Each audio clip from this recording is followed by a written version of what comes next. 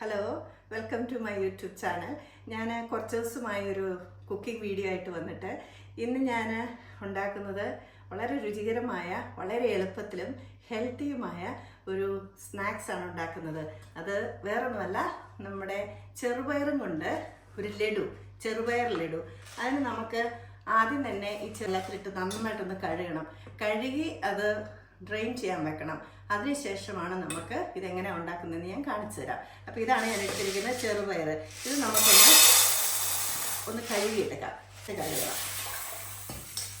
ഇത് കഴിഞ്ഞ് ഞാൻ അടുത്ത എന്നാന്ന് ഞാൻ പറഞ്ഞുതരാം. ഞാനിപ്പോൾ ഈ പയർ കഴുകി ഒന്ന് ഡ്രെയിൻ ചെയ്ത് വെച്ചാണ്. ഇനി നമുക്കിതൊന്ന് വറുത്തെടുക്കാം.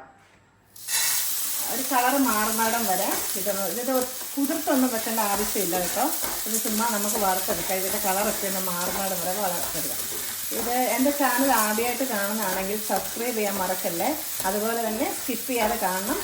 ഈ വീഡിയോ ഫുൾ കണ്ട് ഇഷ്ടപ്പെടുവാണെങ്കിൽ ലൈക്ക് ചെയ്യാനും കമൻറ്റ് ചെയ്യാനും ഷെയർ ചെയ്യാനും മറക്കരുത് കേട്ടോ. അപ്പോൾ ഇത് നമുക്കിനി ഒന്ന് വറുത്തെടുക്കാം. അപ്പോൾ ഇത് പയർ നന്നായിട്ടൊന്ന് വറന്ന് കിട്ടിയിട്ടുണ്ട്. ഇനി ഞാൻ ഈ തീ ഓഫ് ചെയ്യുകയാണ്. ഇത് നാറി കഴിയുമ്പോൾ നമുക്ക് നന്നായിട്ട് പൊടിച്ചെടുക്കണം. ആ ഒപ്പം തന്നെ ഞാൻ ശർക്കര പാനിയാക്കാൻ വെച്ചിട്ടുണ്ട്. ഞാനിവിടെ ശർക്കര പൊടിയാണ് എടുത്തിരിക്കുന്നത്. അത് സ്വല്പം വെള്ളം ഒഴിച്ച് ഒന്ന് പാനിയാക്കാൻ വെച്ചിട്ടുണ്ട്.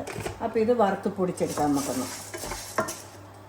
ഇത് ഞാൻ ആ വറുത്ത ഇത് പയർ പൊടിച്ച് വെച്ചിട്ടുണ്ട് കേട്ടോ. പൊടിച്ചുകൊണ്ട് വന്നാണ്. ഇനി ഇത് നമുക്കിതൊരു ബോളിലോട്ട് ഇട്ട് കൊടുക്കാം.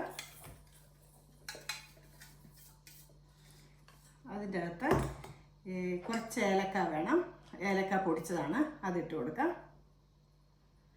അതുപോലെ തന്നെ ഈ ശർക്കരപ്പാനി ഒഴിക്കുന്നതുകൊണ്ട് സ്വല്പം മധുരം ഒന്ന് ബാലൻസ് ചെയ്യാൻ വേണ്ടി ഒരു പിഞ്ച് ഉപ്പിടുവാണ്. പിന്നെ നമുക്ക് ഈ ശർക്കരപ്പാനി ഒഴിച്ചു കൊടുക്കാം. ഇത് ആറിയതാണ്, ഞാൻ പാനിയാക്കി വെച്ചതാണ്. എന്നിട്ട് കൈ കൊണ്ട് ഇളം ചൂടോടുകൂടി തന്നെ വേണം ഇത് കുഴയ്ക്കാനേ. പിന്നെ ഇത് ബാക്കിയും കൂടെ ഒഴിച്ച് കുഴച്ചെടുക്കാം.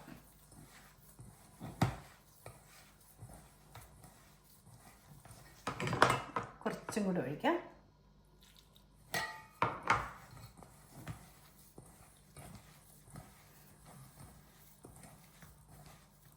ഇനി നമുക്ക് ആ കുഴച്ച് വെച്ചതിൻ്റെ അകത്ത് ഇടാൻ വേണ്ടി നേരത്തെ ഒന്ന് വറുത്ത് വെക്കേണ്ടതായിരുന്നു, ഞാനത് വിട്ടുപോയി. അപ്പം കുറച്ച് നമുക്ക് ആൽമണ്ട് വറുത്ത് അതിനകത്ത് ചേർക്കാം. ആൽമണ്ടും കാഷ്യൂനട്ടും കൂടെ വറുത്ത് ചേർക്കാനുണ്ട്. ഇത് ചട്ടി ചൂടായതാണ്, അപ്പോൾ അതിന് ഇട്ട് കൊടുക്കാം. രണ്ടും കൂടെ ഒരുമിച്ച് ഇടാം. ആൽമണ്ടും കുറച്ച് കാഷ്യൂനട്ടും ഇതും കൂടെ നമുക്ക് വറുത്ത് ചേർക്കാം.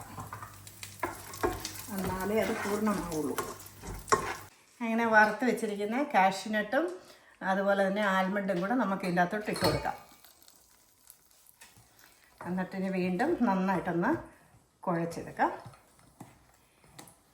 പിന്നെ നമുക്കിത് നന്നായിട്ട് യോജിച്ചിട്ടുണ്ട്.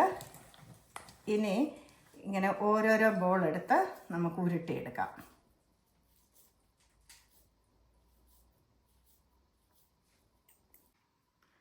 കണ്ടോ, ഇതുപോലെ നമുക്ക് എല്ലാം ഒന്ന് ഉരുട്ടിയെടുക്കാം. അങ്ങനെ നമ്മുടെ ലഡു എല്ലാം ഇവിടെ റെഡി ആയിട്ടുണ്ട്. ഇത് കണ്ടോ, നല്ല കട്ടിയിൽ ഉരുട്ടിയെടുത്തതാണ്. ഇത് വളരെ എളുപ്പമാണ് ഉണ്ടാക്കാൻ. ഞാൻ പറഞ്ഞില്ലേ, അധികം സാധനമൊന്നും വേണ്ട. ചെറുപയറും കുറച്ച് ശർക്കരയും നെയ്യും അതുപോലെ തന്നെ ഈ നട്ട്സും, ഇത്രയും സാധനങ്ങളുടെ ആവശ്യമുള്ളൂ. കുറച്ച് ഏലക്കാപ്പൊടിയും പിന്നെ ആവശ്യത്തിന് ഉപ്പും. അപ്പോൾ ഇത് വളരെ രുചികരമായ ലഡുവാണ്. ഞാനിത് 2-3 പ്രാവശ്യം ഉണ്ടാക്കിയിട്ടുള്ളതാണ്. അതുകൊണ്ട് ഞാനിപ്പോൾ ടേസ്റ്റ് ചെയ്ത് നോക്കുന്നില്ല. എനിക്കറിയാം ഇത് അസാധ്യ രുചിയാണ്. നിങ്ങൾ ആരും തന്നെ വളരെ ചുരുക്കം പേരെ ഇങ്ങനെ ചെറുപയർ വെച്ച് ഉണ്ടാക്കിയിട്ടുണ്ടാവുള്ളൂ.